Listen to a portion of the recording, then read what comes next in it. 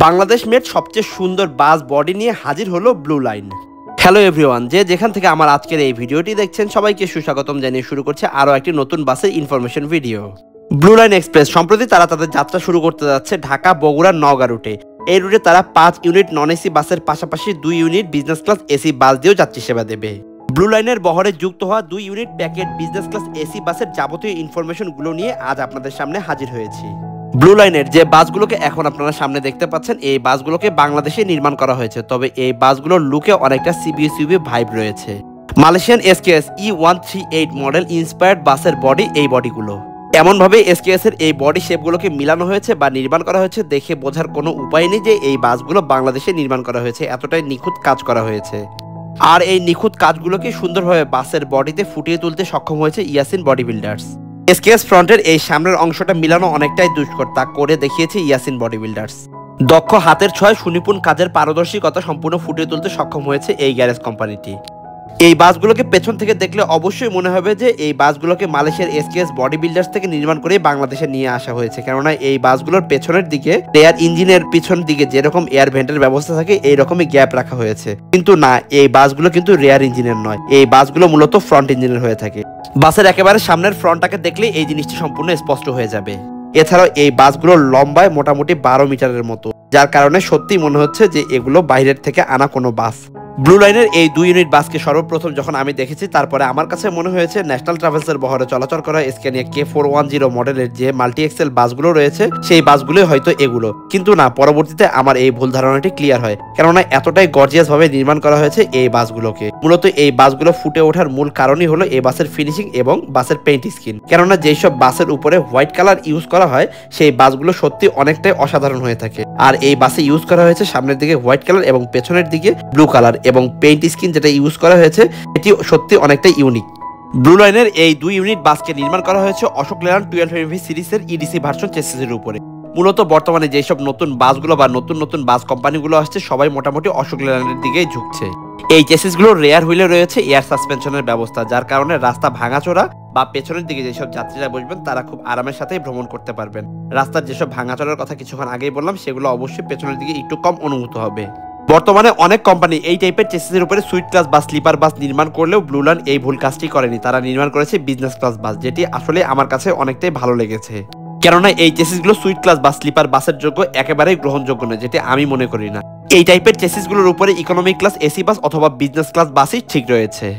এই বাসের আরো একটা জিনিস আমার চোখে পড়লো, এই বাসের টায়ারের যে রিমগুলো রয়েছে সেগুলো প্লেট দিয়ে এত সুন্দর করে ঢেকে দেওয়া হয়েছে যে বোঝার উপায় নেই যে এগুলো অশোক লেল্যান্ডের বাস। সর্বোপরি বলতে গেলে এই বাসগুলোর এক্সটেরিয়র পার্টের যে কাজগুলো করা হয়েছে বা বডি ফিনিশিং এর কাজগুলো করা হয়েছে সেটি সত্যি অসাধারণ, যার কারণে অবশ্যই প্রশংসার দাবিদার ব্লু লাইন এবং যে বাস নির্মাণকারী প্রতিষ্ঠান রয়েছে অর্থাৎ ইয়াসিন বডি বিল্ডার্স। এই বাস দুটিতে এক্সটেরিয়র পার্টের পাশাপাশি ইন্টেরিয়র পার্টও বেশ ভালো মানের দক্ষতা ফুটিয়ে তুলতে সক্ষম হয়েছে এই বাস কোম্পানিটি। শুরুর দিকে একটি মাউথ স্পিকারের ব্যবস্থা রয়েছে, যার মাধ্যমে গাইড সাহেব বিভিন্ন অ্যানাউন্সমেন্ট করবেন। একটি ছোট্ট মনিটর রয়েছে, এছাড়াও মাথার উপরের দিকে একটি ছোট্ট এলইডি ওয়াচের ব্যবস্থা রাখা হয়েছে। বর্তমানে যে সুইট ক্লাসের বাস বা স্লিপার বাসগুলো তৈরি হচ্ছে সেই বাসগুলোর মতো ভেতরের দিকে রং বেরঙের লাইট ইউজ না করে এক কালার অর্থাৎ এলইডি হোয়াইট কালারের চেইন লাইট ইউজ করা হয়েছে, যার কারণে বাসের ভেতরের দিকটা অনেকটা প্রিমিয়াম একটা ফিল দেবে। বাসের সিটগুলো আর্টিফিশিয়াল লেদারের তৈরি, আর অনেকটাই দেখতে স্ক্যানিয়া বা হুন্দাই বাসের যে সিটগুলো হয় সেইগুলোর আদলে নির্মাণ করা হয়েছে।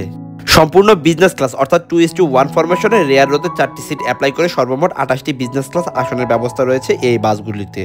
একেবারে রেয়ার রোয়ের সামনের দিকে ইয়াসিন বডি বিল্ডার্সের লোগো এবং তাদের ব্যানারের একটি নাম লাইটিং আকারে সজ্জিত করা রয়েছে। এই বাসগুলোর প্রত্যেকটি সিটের সাথে লেগ রেস্টের ব্যবহার করা হয়েছে, এছাড়া ডাবল যে সিটগুলো রয়েছে সেই সিটগুলোর মাঝখানে হ্যান্ড রেস্টের ব্যবস্থাও রাখা হয়েছে। ডাবল সিট এবং সিঙ্গেল সিট উভয় সিট একইভাবে নির্মাণ করা হয়েছে, কোনো পরিবর্তন রাখা হয়নি কোনো সিটের মধ্যে। যাত্রীদের সুবিধার্থে সিটগুলোতে নেক পিলো এবং হেডরেস্টের ব্যবস্থা রাখা হয়েছে, এবং নেক পিলোগুলো ফাইবারের তৈরি হয় অনেকটাই নরম। জানালার পাশের যে সিটগুলো রয়েছে সেই সিটগুলোর উপরের দিকে এসির ভেন্ট রয়েছে, যেগুলো এলইডি ব্লু কালারের চেইন লাইট লাগানো রয়েছে। এই জায়গাতে এসি ম্যানুয়ালি কন্ট্রোলের জন্য এসির ভেন্ট এবং রিডিং লাইটের ব্যবস্থা রয়েছে, যেগুলো যাত্রীরা তাদের ইচ্ছে মতো অন এবং অফ করতে পারবেন। এছাড়াও সিটগুলোর ঠিক উপরের দিকে হ্যান্ড ক্যারিয়ারের ব্যবস্থা রাখা হয়েছে, যেখানে যাত্রীরা হাতের ছোট ব্যাগ বা ছোট লাগেজ রাখতে পারবে।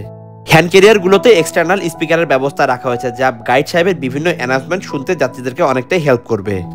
প্রত্যেকটি সিটের সামনের দিকে এইরকম ব্যাগের ব্যবস্থা রয়েছে, যেখানে আপনারা স্ন্যাক্স আইটেম বা পানির বোতলগুলো রাখতে পারবেন। এছাড়া পায়ের দিকটাতে পা রাখার সুবিধার্থে পাদানির ব্যবহার করা হয়েছে, তবে এই পাদানিগুলো আমার কাছে একেবারেই পছন্দ হয়নি, কেননা এগুলো খুব দ্রুত ভেঙে যায়।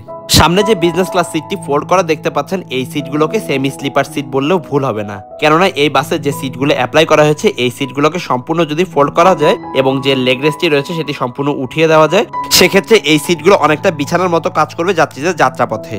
প্রত্যেকটি সিটের পাশে এই টাইপের ইউএসবি চার্জিং পোর্টের ব্যবস্থা রাখা হয়েছে, যার মাধ্যমে যাত্রীরা তাদের সেলফোনগুলো চার্জ করতে পারবে এই বাসে ভ্রমণের সময়।